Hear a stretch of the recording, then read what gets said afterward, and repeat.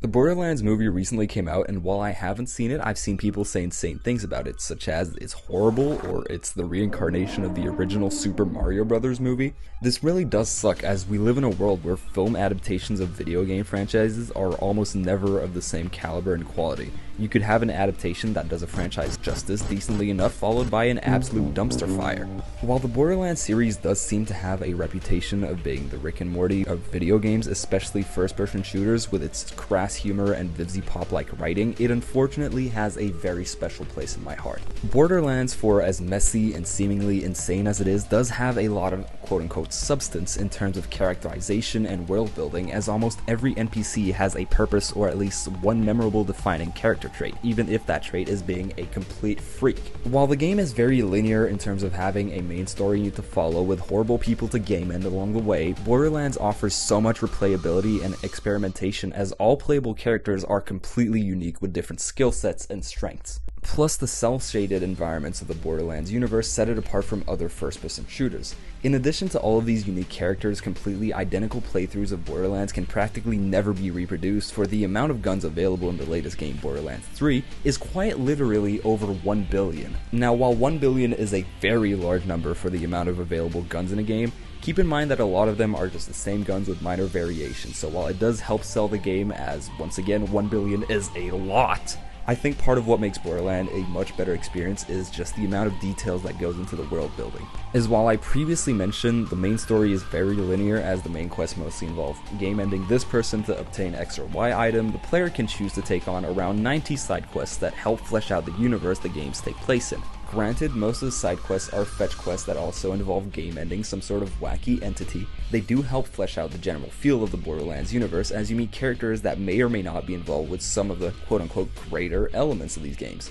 One of these main elements being the multiple interplanetary corporations that not only provide the billions of weapons and shield modules for players to use, but also the other things in the background, such as respawn points and waste disposal. While it would be easy for the developers to just add the manufacturer's name you have no connection to whatsoever, Gearbox and 2K decided to not only make some of the CEOs of these corporations actual characters that you can see and hear, they decided to make possibly the best character in the franchise the leader of Hyperion. Over the course of 4 mainline games, there have been 16 different manufacturers, with some of them changing in between games. Some of these strictly produce guns, however others do produce shield modules and other class-centered items. In this video, an art student who recently started Borderlands 3 and I decided to rank these mega corporations from worst to best in terms of aspects that are not limited to gameplay only.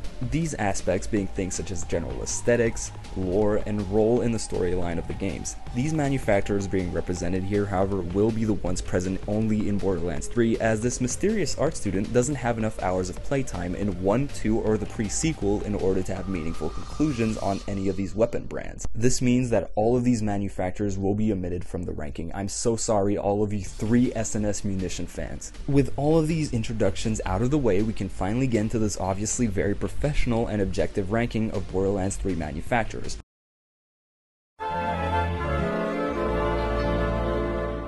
Every ranking has to have something to fill up that last place spot, and today, that manufacturer is none other than Atlus. Again, I want to clarify that this ranking is not purely based off gameplay aspect of these manufacturers. However, if we are in fact going off the feeling of Atlus weapons in game, they're perfectly mid. You may be asking how a mid weapon managed to land itself in the last place of this ranking, and that mostly has to do with the other aspects of Atlus that are way subpar. In Borderlands, every weapon has a perk or gimmick. Some of these are more useful than others, and generally every type of player can find a manufacturer they prefer over everyone else. I've been playing Borderlands since practically 2015, and in this almost decade, I've never met anyone who chooses to meet right Atlus out of all of these mega corporations. Atlus is one of the many jack-of-all-trades manufacturers, and their gimmick is that they usually have higher base damage and have smart bullets, which is just poor man's aim assist. They make for a pretty standard FPS weapons, if not for the slightly special color scheme and slightly better aim assist. Unlike most weapons, Atlus doesn't have a set aesthetic gimmick other than functionally futuristic weapon. And while some weapons are very clean as they lean more into a heavy sci-fi design, at the end of the day, it doesn't make for a very memorable company. Smart bullets can be useful at times, especially if you want to be chaotic and let bullets rain down from the sky, but for the most part, the tracking bullets seem like a party trick. In Borderlands 3, Atlus also loses the status of rarest manufacturer, as that asshole RHYS actually held the company back from the ground up. In the first game, Atlas is considered one of the rarest and therefore best weapon manufacturers. However, for lore reasons that I'll get into in a moment, they lost that status and just became an extra gimmicky weapon that really doesn't serve its purpose much in a game where things get hectic pretty quickly. The rocket launchers are pretty fun, especially the ones that shoot rapid clusters. Lore-wise, I put Atlas down here simply for being one of the corporations that took the most L's in the franchise, also because I don't feel much for RHYS. Don't get me wrong, Tales from the Borderlands is great and I enjoy what it did for the franchise, but Atlas as a corporation has had the biggest fall off imaginable. In the first game, Atlas had found the vault first, which allowed them to make some of the best weapons, which is why they're so rare. However, in between games, Atlas became Jack's side hoe, which completely removed them from the 2 subsequent mainline games. I'm sorry, but I can't bring myself to support a corporation who fell off more than the Promised Neverland in between seasons 1 and 2.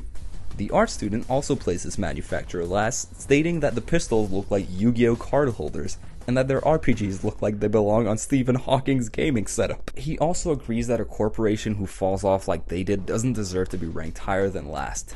It's unfortunate that the weapon with smart bullets comes last, considering how on paper this ability is OP, but as we've seen in JoJo's Part 3, smart bullets are kind of ass, especially against a group of people. And next up we have Dal, who gameplay-wise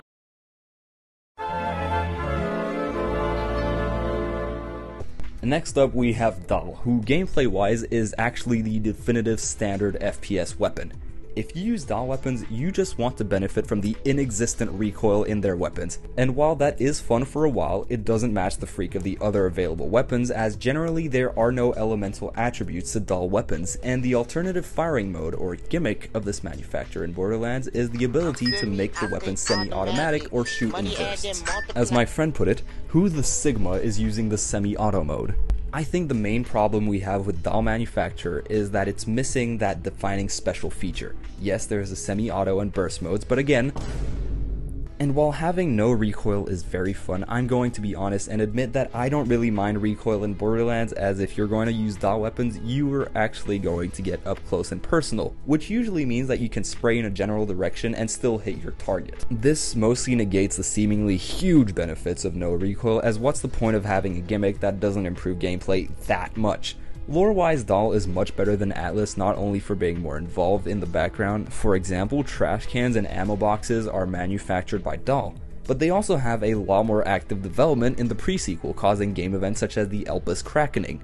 Dal is more involved in the story in the pre-sequel, and in 3 they have taken a much more distant role, as the game doesn't take place on Pandora anymore, which is where Dal had a lot of control, making them lose a lot of the edge they had in the pre-sequel. I still prefer Dal over Atlas though, because as my friend put it, their lore is just the history of Australia. Make of that what you will, because he will not elaborate on whatever the heck that means. Unlike him, I think the Dal lore is actually decent, and as for aesthetics, Dal weapons are more or less just your human weapons from Halo. The art student put it best when he said that their guns look like a Temu version of a Halo gun with a fucking camo from a Roblox ripoff version of Call of Duty. Truly the all-encompassing average FPS manufacturer. So while there are some decent things here and there, there's also a lot of things holding back Dal, which is why it's second to last in this ranking.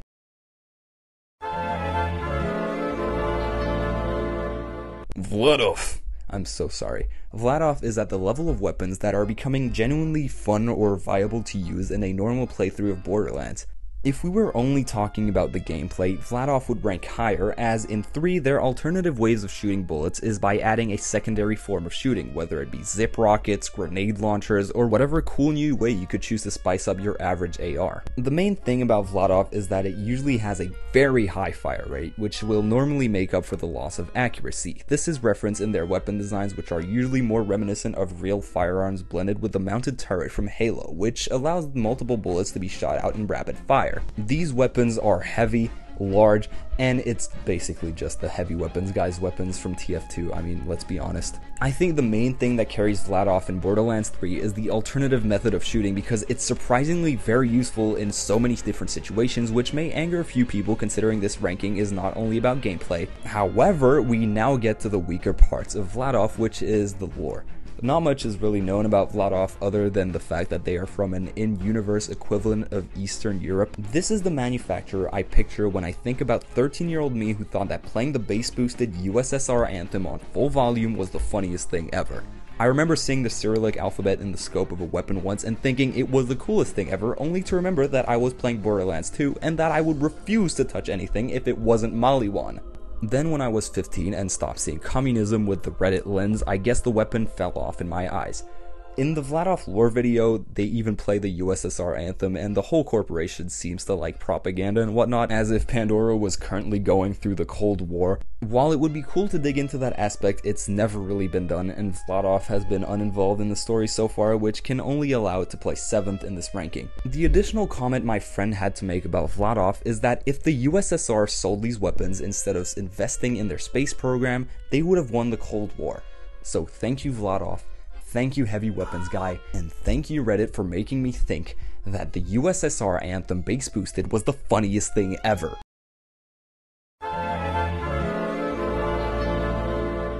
These and the next two manufacturers are the ones that immediately come to mind when I think of the Borderlands series.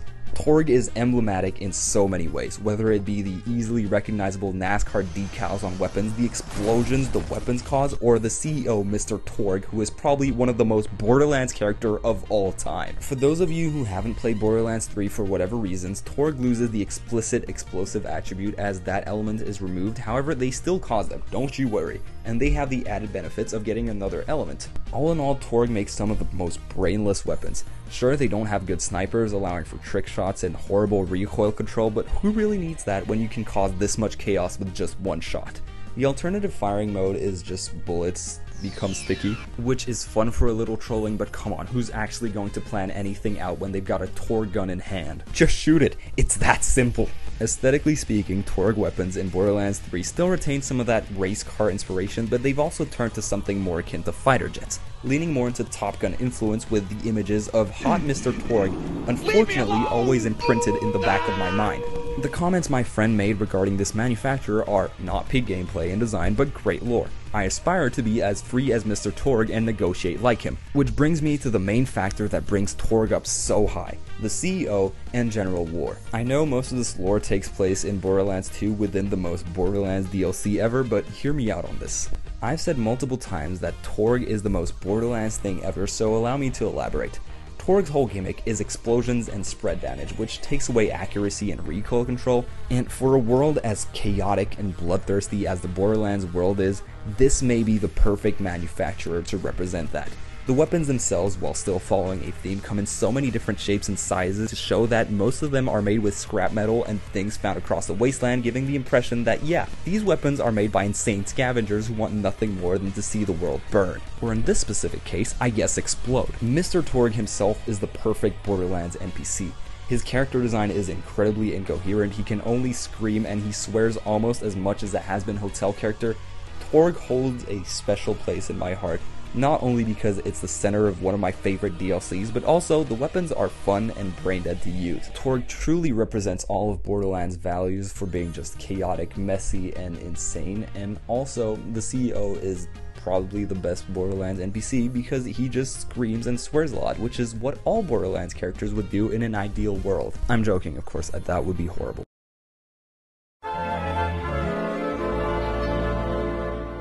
COV as well as Scav or Bandit are also in my head some of the most Borderlands manufacturers, as they're quite literally the scavenger homemade firearms. While Scav and Bandit have had more of a stuck theme to them, COV truly embraces that Wastelander aesthetic by practically having no theme to weapon design beside it being gun. COV doesn't require much thought either, as at the end of the day it's just weapons made of trash and spare parts, which is why it doesn't have any alternative firing methods, instead of opting to work, for a lack of better example, like a Fortnite minigun where you don't need to reload and instead need to charge up before shooting and releasing bullets from your total ammo reserve. This is probably the main difference between COV and previous scavenger villain factions, as instead of having huge magazines that still need to be reloaded, their magazines are even larger and have to be forcibly rested because the guns are built like TF2 soda poppers. My friend described it best when he said that that's how I see Amish people. I respect the hustle of wanting to reduce their carbon footprint by making firearms out of junk.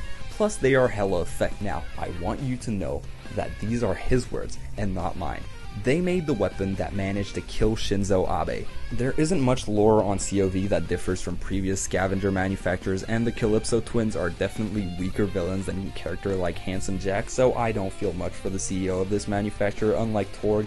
However, COV's whole Fortnite minigun gameplay loop and TF2 soda popper aesthetic manages to pull it up to the very respectable top half rank of 5th place. I know I said I wasn't going to talk about weapon manufacturers that aren't in 3, but Bandit and Scav are right here, so I'm just going to say that Bandit is much better than Scav, especially in 2, especially aesthetic wise.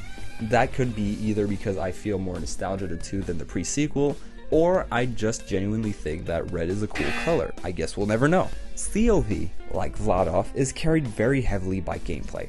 However, the salvage parts aesthetic helps it rank higher as the chaos and unregulated firearm side is made so much clearer with clashing colors and mismatched parts all over. Good job COV, you managed to make the Bandit equivalent much better and more fun to play with. In case you're wondering where I would have placed Bandit and Scav, there you go.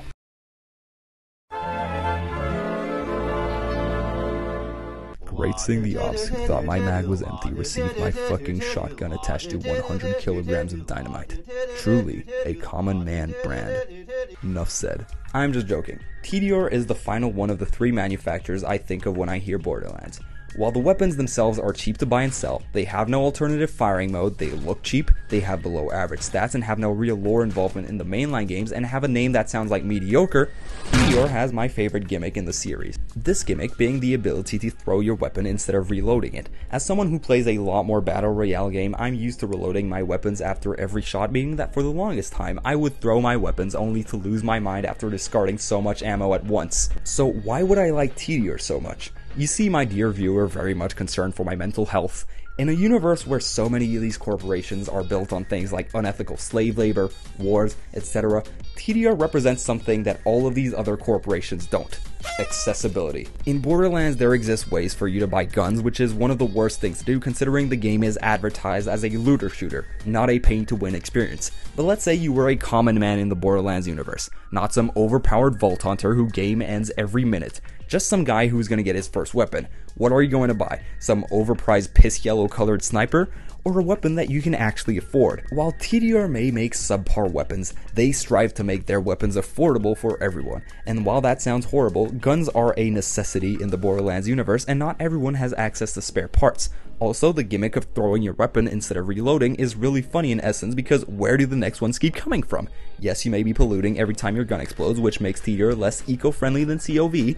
However, TDR makes up for this in other ways by letting guns talk when they are thrown. This is obviously what inspired the game High on Life.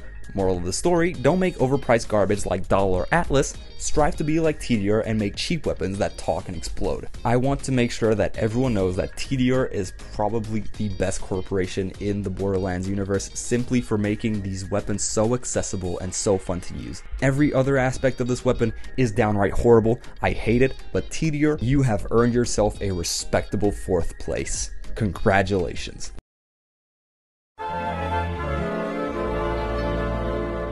Six years ago, I would have told you that this was the best manufacturer, hands down, for one main reason. These guns have the best designs in the game by far. While I still stand by that today, the release of Borderlands 3 and development of the Maliwan Corporation has made me feel more disdain more than anything for them. In my friend's words, Takada Jr. was hella boring, I curb stomped that MF till he blew himself up. He died like the bitch he and his corporation were. While I really like the futuristic aesthetic and bright colors of the Maliwan weapons paired with the elemental damage, the corporation itself isn't one I'm a big fan of, unlike TDR. The alternative firing mode in Borderlands 3 allows for the player to toggle in between 2 different elements, which is one of my favorites simply for how versatile it is. I remember in 2 being sad to give up on certain Maliwan snipers because the fire element was useless in certain areas. So being able to swap between 2 different elements allows for so many more uses of certain weapons. It does suck that you have to charge certain weapons as their mag sizes aren't optimized like COV guns, so the fact that you have to reload and charge weapons also takes some points away from Maliwan weapons. I really wish Takada Jr. was a better character than just a nepo baby businessman because his death was predictable from the moment you met him and you could tell exactly where his character arc was headed.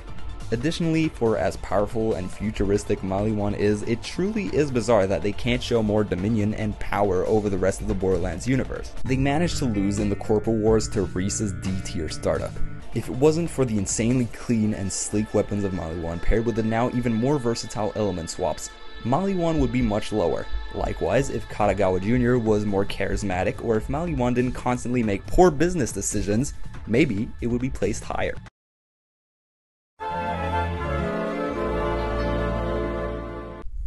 Now we're getting to the best of the best, and while business-wise this is probably the best corporation in Borderlands considering they basically took over a planet, it just lacks a little in a few areas that doesn't allow it to be top tier. Firstly, Hyperion doesn't have a main gimmick in the form of an alternative firing method, instead opting to have some of the most precise weapons in the franchise. The recoil reduction, while not as effective as Dahl's, is still nothing to scoff at, so if you want to play around with snipers or long-range ARs, Hyperion is perfect. Additionally, at close range, SMGs can be more useful as accuracy builds up with consecutive shots in certain weapons. Hyperion weapon designs also offer shields when ADS, which can help a bit against waves of enemies. Overall, Hyperion weapons are some of the most well-rounded as they have high damage output, accuracy, and offer certain protection from enemy shots. Aesthetically speaking, Hyperion guns look like they were made by the most powerful and modern megacorporation. They're optimized to carry the most upgrades in the smallest way possible size-wise. As for the color scheme, it's nothing to write home about, however they are very coherent, which helps amplify that feel of orderly corporate manufacturer. It was previously mentioned that Hyperion took over a planet, which is true as in 2, Hyperion are the main villain and control a lot of the facilities on Pandora such as respawn points and checkpoints. While they fell off heavily in 3, I don't think it takes away from the exploits of Handsome Jack, who is by far the best character in the series. I know it's easy to compare Takada Jr. and Jack as examples of bad and good characters, but at its core, it is what it is. Jack is by far one of the most competent characters in the franchise, and he uses skill set very well considering how powerful Hyperion became under his control.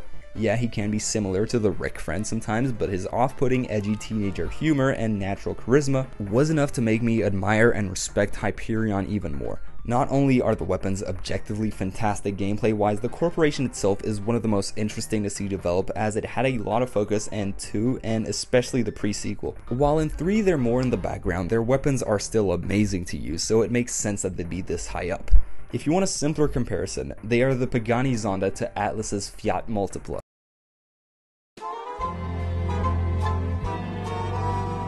The only reason Hyperion wasn't here is because they didn't have the gay CEO. I'm not joking, that's mainly why this manufacturer is at the top. Don't get me wrong, Jakob's weapons are really fun, especially considering almost all of them don't have elemental attributes, but the Jakob's company, like Tedior, is this high up thanks to its lore. Let's look at Jakob's gameplay wise. They have insanely high damage but are also victims of very high recoil.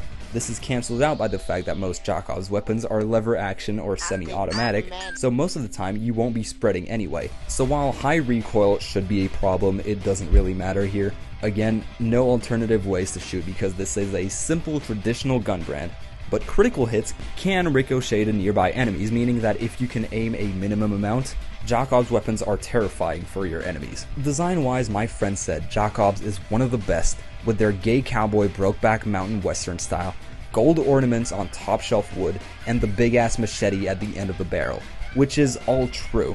If you want to feel like Will Smith in Wild Wild West, just pick up a Jakob's weapon and start shooting, because if you took more than one shot, you weren't using a Jakob's. While Jakob's lacks that innovation that Maliwan, Hyperion, or God forbid Atlas had in terms of weapon designs, as Jakob's makes weapons you'd see in the 18th century, I still think that they bring something special to the table, as no other brand tries to make weapons that are this cohesive with each other. Like Maliwan, Jakob's guns are recognizable from far away, which is a great thing because it's a sign of memorable designs. Lore-wise, Jakob's are very conservative and smaller than, let's say, Hyperion, and in doing so, they've also been less involved in corpo wars. While they don't get up to useless conflict, this doesn't mean that they aren't implied to use slave labor to obtain premium wood they use in guns.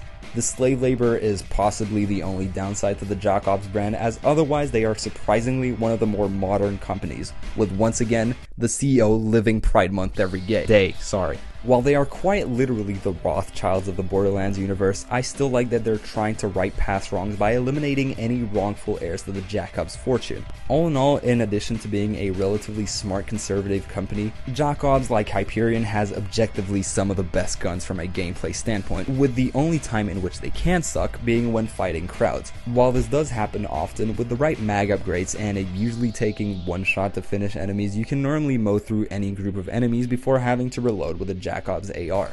While the gameplay is less spray and pray than DAL or COV, Jacobs provide, in my opinion, one of the best playthroughs of Borderlands, especially on a replay, as you have to rely more on aim and skill rather than gimmicky smart bullets or elements. While Hyperion is more well-rounded, they don't have the Woke Beam CEO, so they can't be at the top.